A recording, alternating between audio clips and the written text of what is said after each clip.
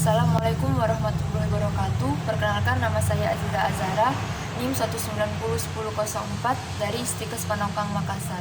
Di sini saya akan mereview jurnal yang berjudul Ekstraksi Ciri dan Identifikasi Citra Otak MRI berbasis Eigen Brain Image. Penulis Indah Susanti, Adi Susanto, Thomas Ribidodo, Mesaji Jokro Negoro. Volume dan halaman volume 34 nomor 1 halaman 47 sampai 51. Tahun 2011, reviewer saya sendiri Aziza Azhara Ahasan, tahun reviewer 2020. Pokok penelitian atau pokok pembahasan adalah dalam ekstraksi ciri dapat ditemukan ciri-ciri tertentu yang digunakan untuk langkah klasifikasi. Beberapa metode klasifikasi dapat berbasis pada pencarian persamaan atau perbedaan. Tujuan utama klasifikasi adalah membagi citra ke dalam kelompok-kelompok yang mempunyai ciri yang sama atau serupa.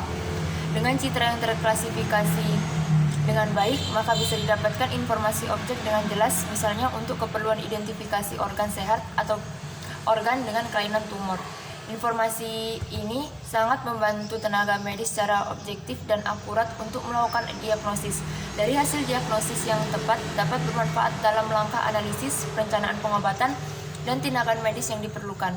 Untuk itu, dalam penelitian ini akan dilakukan identifikasi citra medis secara adaptif menggunakan Eigen Brain Image.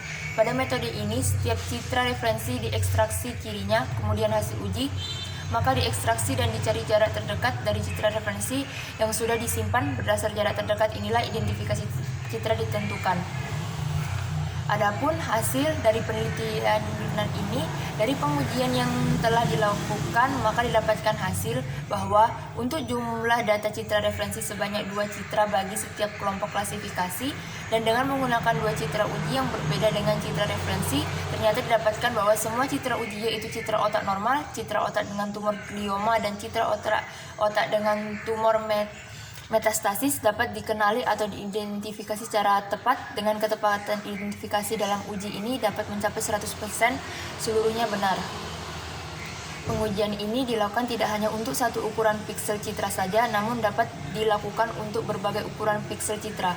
Dalam penelitian ini dilakukan uji terhadap citra dengan ukuran 256 x 256 piksel, 208 x 208 piksel, 160 x 160 piksel, 112 x 112 piksel, serta 64 x 64 piksel.